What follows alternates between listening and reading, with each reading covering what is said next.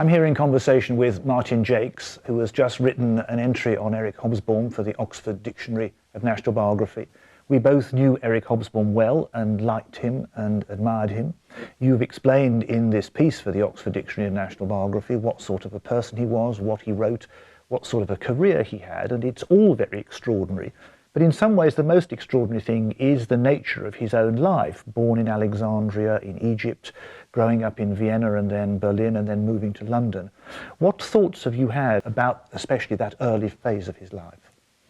It's impossible to understand anything about Eric Hobsbawm without appreciating the nature of his early life, because it was just remarkable and so alien, if you like, to our experiences on this island, because there he was living in extremely insecure circumstances in Vienna in his childhood, with his dad unable to hold down a proper job, never clear where the money was going to come from. Then his dad dies when he's 12, his mother dies when he's 14, and essentially he's orphaned. He's brought up then by one uncle and aunt and his sister, and another uncle and aunt.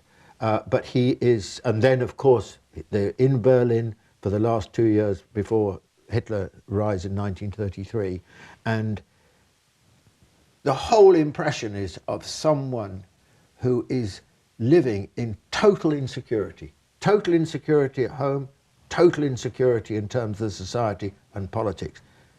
Something is coming to an end. The world was coming to an end. And that was the beginning of his life. And that was, of course, in some senses, a very different persona from the Olympian, self-confident, fabulously clever figure that in later life was the person that we all knew. But clearly, those early years and early traumatic experiences, both personal and political, informed the rest of his life. Definitely. I mean, I don't think you can understand Eric as an historian and a thinker without all of that, because it gave him parameters, bearings, ways of seeing things. That was hugely important to understanding why he turned out over time to be such a remarkable historian. And so, having seen all that, then Eric came to Britain after that. Now, how did that happen, and how did this extraordinarily cosmopolitan man fit in or not fit in this rather insular society? Well, he does say in his autobiography that going to England was a very boring experience after everything he'd been through. Yes. And he'd of course become politically involved. I would imagine it would be difficult for most people, certainly someone like him, not to be politically involved in that situation. Yeah. And by this time, I think he was on his next but one uncle and aunt after his parents had died. They are the ones that brought him to London. He went to Marylebone Grammar School. He was told that he could not engage in political activity or join anything, and he got his head down and got to Cambridge. Yeah. And at Cambridge, it was a glittering career. An apostle, double first in history, knew everybody, knew everything. Yeah. Editor of Granta, double first, wasn't he? Yeah, fantastic. I mean, but anyone who knew Eric later on, this is totally unsurprising. And actually, maybe the most vivid thing for me reading about this period of his life was at school, you know, where he was absolutely animated by history. And, yes. You know, every Saturday in the public library and so on, he was huge. You know, he was the student to die for in terms of his sheer curiosity, eagerness, and intellectual energy. And then there is the academic career, the lectureship at King's, the connection with Birkbeck, and then he starts publishing. And what would you say are the books for which he is best known? Well, I don't think there's any question that the most outstanding achievement was his extraordinary quadrilogy, Age of Revolution, Age of Capital, Age of Empire, Age of Extremes, you know, covering the period from sort of mid-18th century right up until the end of the short century, 1989, and so on.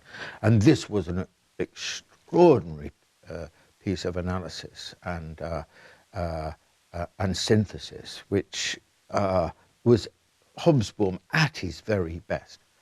But of course, he wrote so much. I mean, I remember as a student, Industry and Empire, being enormously impressed with that, and Labouring Men, which was a collection of essays. essays, but it's also his range, you know. I mean, Bandits, Captain Swing. I mean, both of those speak to the fact that I think he said, if I hadn't been an historian, I would like to have been an anthropologist. And one can see it in those books. I think that's right. It is that amazing combination, the kind of the grand sweep which the four books do. And like you, I mean, I remember growing up with the Age of Evolution and being hungry for the next volumes and wondering when they would appear and being very thrilled when they did. So there was that extraordinary gift for the panoramic survey, the grand sweep, and then these remarkably detailed works on the standard of living, labouring men, bandits, primitive rebels. And if one puts those two together, it's a very remarkable oeuvre, I think. We all knew that Eric was a communist, and of course quite a few of his contemporaries, such as Rodney Hilton or Christopher Hill, were communists, but Eric remained a lifelong communist. He didn't give up on it in the late 1950s when many others did. What do you think the issues are in terms of Eric and communism? How did he become a communist? What sort of communist was he? Why does he stay loyal all his life? What do you think the answers are to those? I think that, he became a communist at school in Germany. In the period leading up to Hitler, in the last 2 years. And he says in his autobiography, you know, I told my teacher that I was a communist. So the teacher recommended him to go and do some reading. So he went and read the Communist Manifesto. And he was active in the Socialist Students' Federation. And there's a story about him having the duplicator and so on in his bedroom already after Hitler became Chancellor. So I think this had a huge impact on him.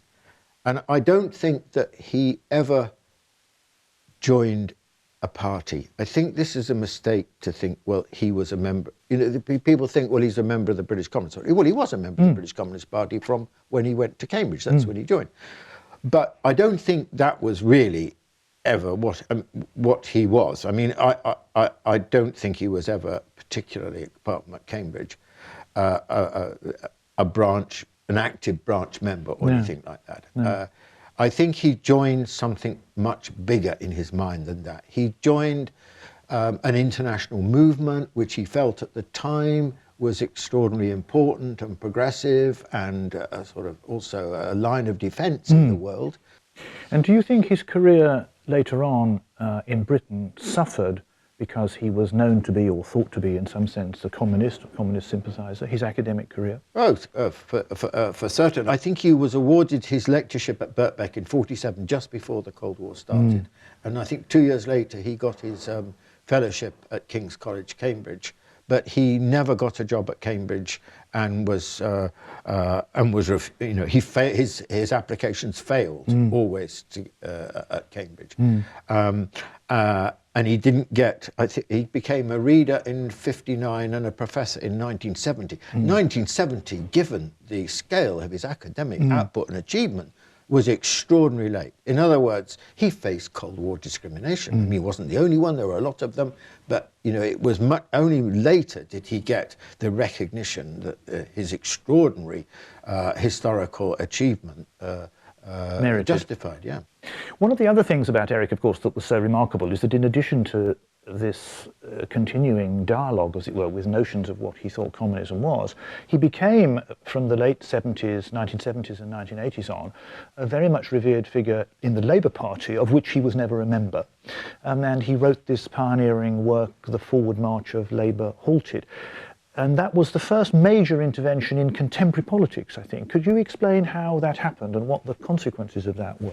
Well, it does have something to do with me, actually, because I asked him. I heard that he was giving this lecture with the title, and that title. As soon as I saw the title, I thought, "This is," because I was sort of in the same. So you really are the answer to the question as to how Eric got. Well, I went to see him, which is when I really got to know him, and I asked him if he would, if I could publish it. And then I just encouraged him to write, and he, he would write at least once a year, often twice a year, and he would, and he was a very willing contributor, and it was for the magazine absolutely fantastic. This is Marxism Today, of which you were editor. Yeah, yes, it was fantastic because he was such a powerful writer, as you said earlier, a fine writer as well. So it was always a pleasure to read him. And as an editor, I would just add, that when he delivered his text, there was never anything that needed changing. I do not find that at all difficult to believe. He was the only author I had like that. Eric's life was extraordinary in many ways, partly because of the trajectory from Alexandria in Egypt to Vienna and then to Berlin and then to London, and extraordinary because he lived for 95 years, and extraordinary because of what he wrote. But that's not the whole of it, is it? I mean, he was a remarkable figure. He had an enormous appetite for life. He was a great traveller. He was a great entertainer of guests at his home with Marlena in Nassington Road, at those unforgettable dinner parties, which you must have gone to many more than I did. But he was a remarkable figure as well as a great historian. Yeah, he was. I mean, it's a cliche, but larger than life character. I mean, I always found many conversations over the years with him, or being party to conversations he was having with others, and every conversation was an education. I mean, he just had phenomenal knowledge, and he had something to say about everything. Well, there are people like that, and one wish they didn't. But Eric, it was magic. I mean, he always had such an interesting angle on whatever you were talking about, because somewhere he knew about things that you didn't know about, and it was truly remarkable.